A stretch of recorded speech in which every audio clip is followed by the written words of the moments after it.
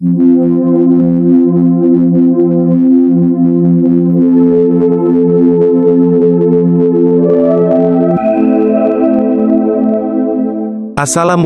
warahmatullahi wabarakatuh. Sahabat Muslim, selamat bertemu lagi dengan kisah Islami, kisah tentang sahabat Rasulullah Shallallahu Alaihi Wasallam. Kali ini, kami akan bercerita tentang sahabat Nabi, Abu Bakar As-Siddiq.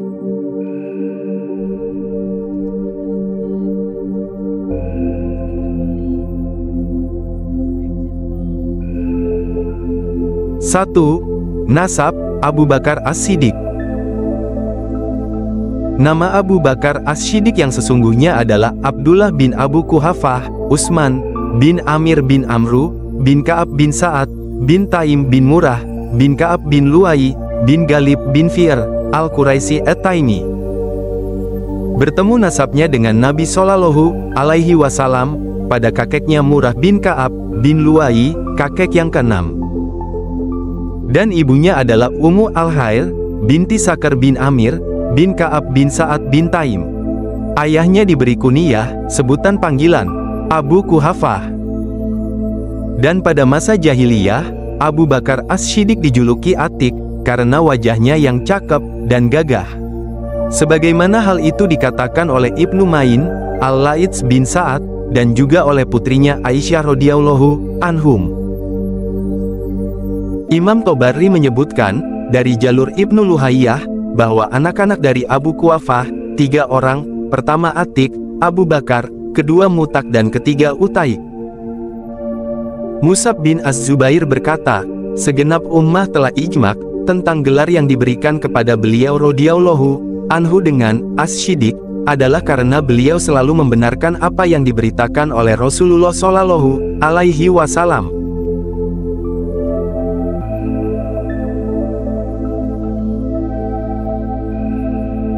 2. Kelahiran Abu Bakar As-Siddiq.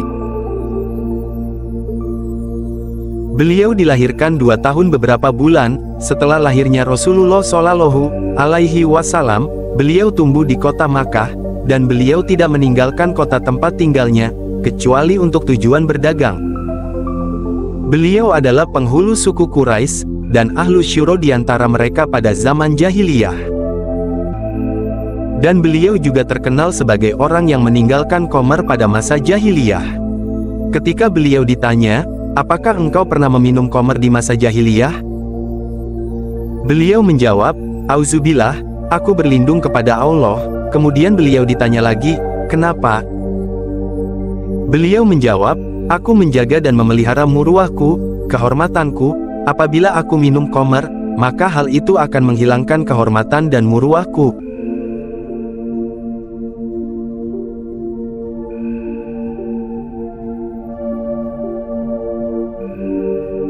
3. Fisik Abu Bakar As-Siddiq. Abu Bakar adalah orang yang bertubuh kurus dan berkulit putih. Aisyah menerangkan karakter bapaknya, beliau berkulit putih, kurus, tipis kedua pelipisnya, kecil pinggangnya, sehingga kainnya selalu turun dari pinggangnya. Wajahnya selalu berkeringat, hitam warna matanya, berkening lebar, tidak bisa bersaja, dan selalu mewarnai jenggotnya dengan inai maupun katam. 4. Akhlak Abu Bakar As-Siddiq. Adapun akhlaknya, beliau terkenal dengan kebaikan, keberanian, kokoh pendirian, selalu memiliki ide-ide yang cemerlang dalam keadaan genting, banyak toleransi. Penyabar, memiliki azimah, keinginan keras, faqih, paling mengerti dengan garis keturunan Arab, dan berita-berita mereka, sangat bertawakal kepada Allah, dan yakin dengan segala janjinya. Bersifat wara, dan jauh dari segala syubhat, zuhud terhadap dunia, selalu mengharapkan apa-apa yang lebih baik di sisi Allah, serta lembut dan ramah, semoga Allah meridhoinya. Akan diterangkan setelah ini, hal-hal yang membuktikan sifat-sifat dan akhlaknya yang mulia ini.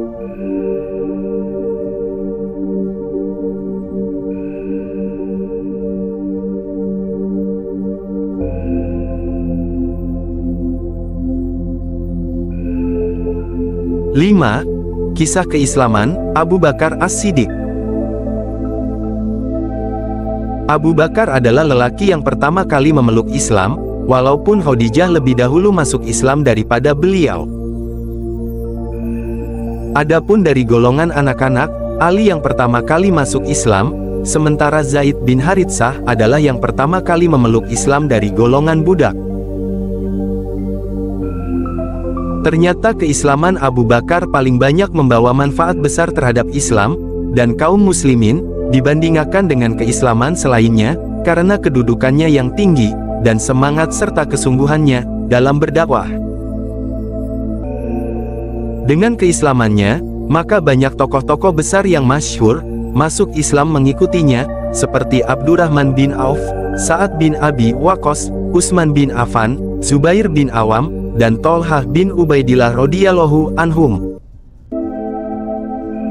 Di awal keislamannya, beliau menginfakkan di jalan Allah apa yang dimilikinya, sebanyak 40.000 dirham. Beliau banyak memerdekakan budak-budak yang disiksa karena keislamannya di jalan Allah, seperti Bilal radhiyallahu anhu.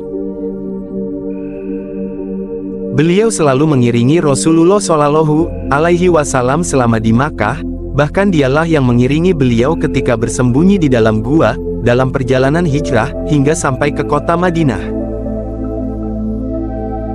Di samping itu, beliau juga mengikuti seluruh peperangan yang diikuti Rasulullah Shallallahu alaihi wasallam, baik perang Badar, Uhud, Kondak, penaklukan kota Makkah, Hunain maupun peperangan di Tabuk.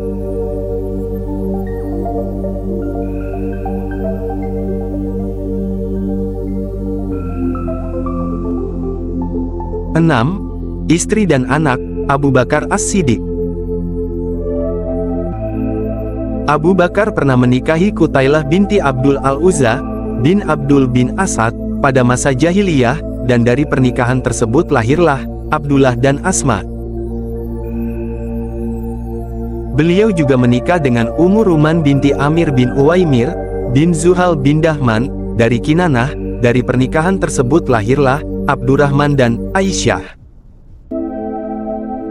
Beliau juga menikah dengan Asma binti Umais bin Ma'ad bin Taim al-Hatsamiyah, dan sebelumnya Asma diperistri oleh Ja'far bin Abi Thalib. Dari hasil pernikahannya ini lahirlah bin Abu Bakar, dan kelahiran tersebut terjadi pada waktu Haji Wada di Zulhulaifah. Beliau juga menikah dengan Habibah binti Khorijah bin Zaid bin Zuhair dari Bani Al-Haris bin Al-Khazraj. Abu Bakar pernah singgah di rumah Khorijah ketika beliau datang ke Madinah, dan kemudian mempersunting putrinya. Dan beliau masih terus berdiam dengannya di suatu tempat yang disebut dengan As-Sunuh, hingga Rasulullah Shallallahu alaihi wasallam wafat. Dan beliau kemudian diangkat menjadi khalifah sepeninggal Rasulullah Shallallahu alaihi wasallam. Dari pernikahan tersebut, lahirlah Ummu Kulsum setelah wafatnya Rasulullah Shallallahu alaihi wasallam.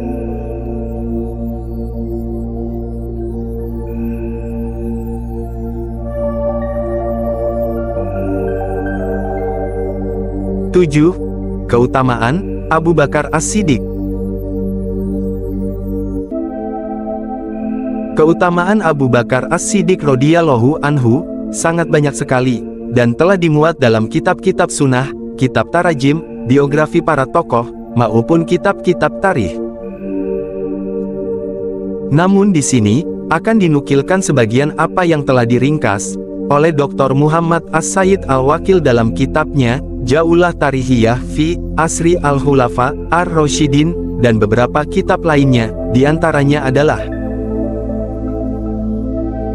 para ulama Ahlus Sunnah telah ijma bahwa manusia termulia setelah Rasulullah Shallallahu alaihi wasallam adalah Abu Bakar As-Siddiq, kemudian Umar bin Khattab, kemudian Utsman bin Affan, kemudian Ali bin Abi Thalib.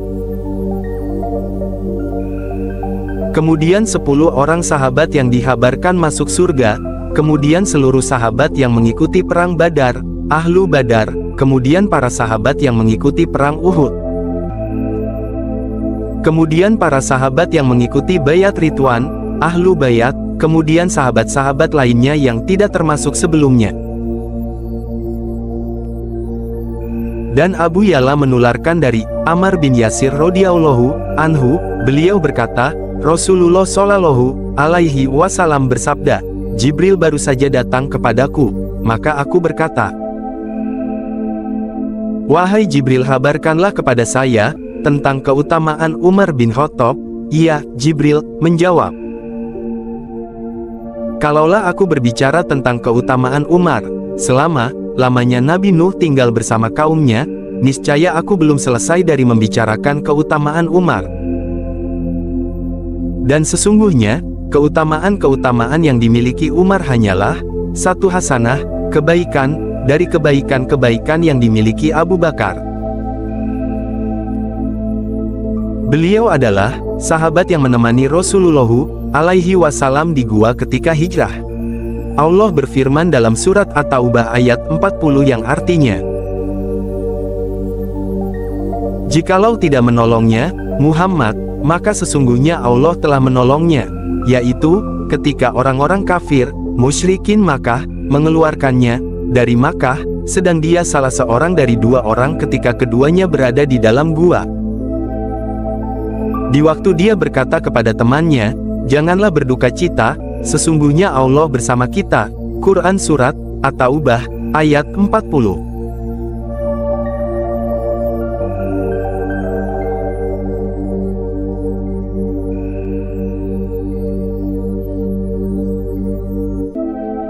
Tujuh, Kekhalifahan Abu Bakar As-Siddiq. Dalam riwayat Al-Bukhari, diriwayatkan dari Aisyah radhiyallahu anha, bahwa ketika Rasulullah wafat, Abu Bakar datang dengan menunggang kuda, dari rumah beliau yang berada di daerah Sunuh. Beliau turun dari hewan tunggangannya itu, kemudian masuk ke masjid. Beliau tidak mengajak seorang pun untuk berbicara, sampai akhirnya masuk ke dalam rumah Aisyah. Abu Bakar menyingkap wajah Rasulullah, yang ditutupi dengan kain, kemudian mengecup keningnya. Abu Bakar pun menangis kemudian berkata, demi ayah dan ibuku sebagai tebusanmu, Allah tidak akan menghimpun dua kematian pada dirimu. Adapun kematian yang telah ditetapkan pada dirimu, berarti engkau memang sudah meninggal. Kemudian Abu Bakar keluar dan Umar sedang berbicara di hadapan orang-orang. Maka Abu Bakar berkata, duduklah wahai Umar. Namun Umar enggan untuk duduk.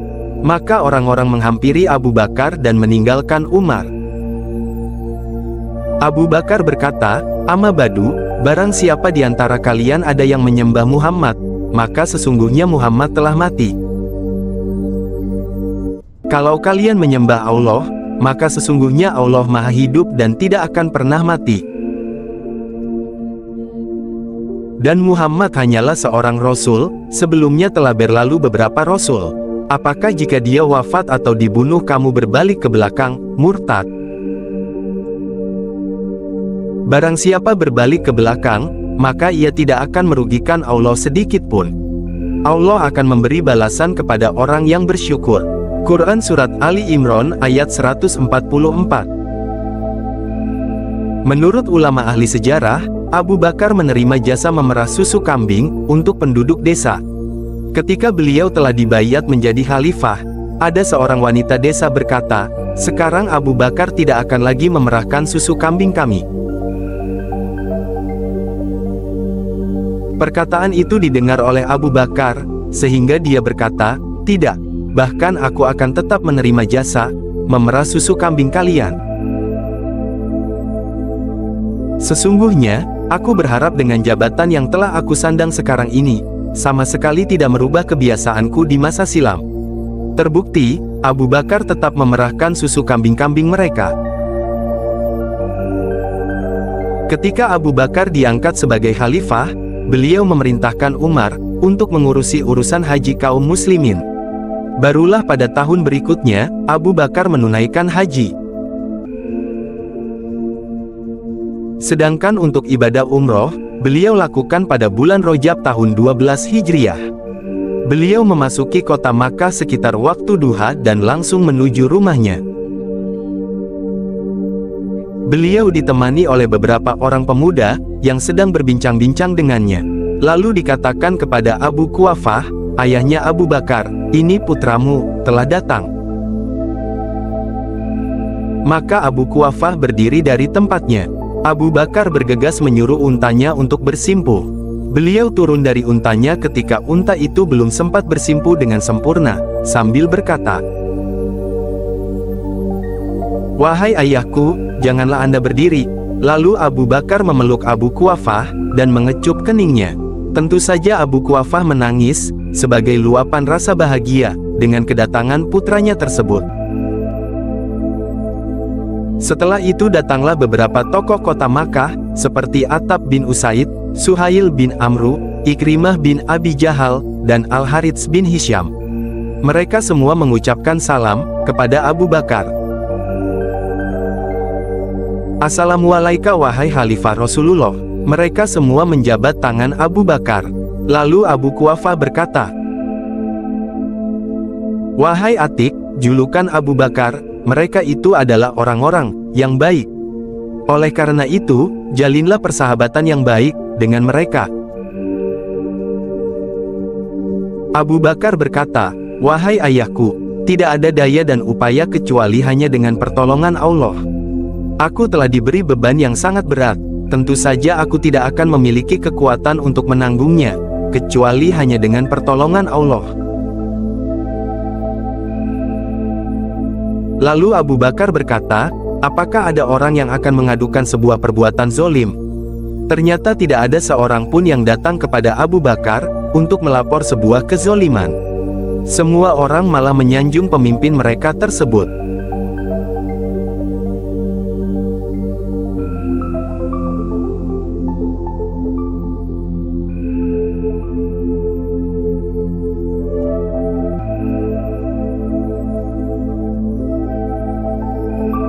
Delapan, wafatnya Abu Bakar As-Siddiq. Menurut para ulama ahli sejarah, Abu Bakar meninggal dunia pada malam Selasa, tepatnya antara waktu Maghrib dan Isya, pada tanggal 8 Jumadil awal 13 Hijriah. Usia beliau ketika meninggal dunia adalah 63 tahun. Beliau berwasiat agar jenazahnya dimandikan oleh Asma binti Umais, istri beliau. Kemudian beliau dimakamkan di samping makam Rasulullah. Umar mensolati jenazahnya di antara makam Nabi dan mimbar, Ar-Raudhah. Sedangkan yang turun langsung ke dalam liang lahat, adalah putranya yang bernama Abdurrahman, bin Abu Bakar, Umar, Utsman, dan Thalhah bin Ubaidillah. Sumber, lihat, Tarikh Al-Khulafa, Jaulah Tarikhiyah fi Asri Al-Khulafa Ar-Rasyidin karya Dr. Muhammad As-Sayyid Al-Wakil, Al-Bidayah wan Nihayah, Masa Khulafaur Rasyidin Tartib wa Tahzib, Kitab Al-Bidayah wan Nihayah karya Ibnu Katsir.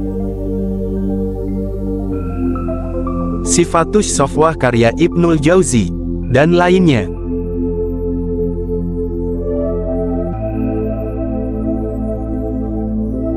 Jangan lupa subscribe, like dan komen ya.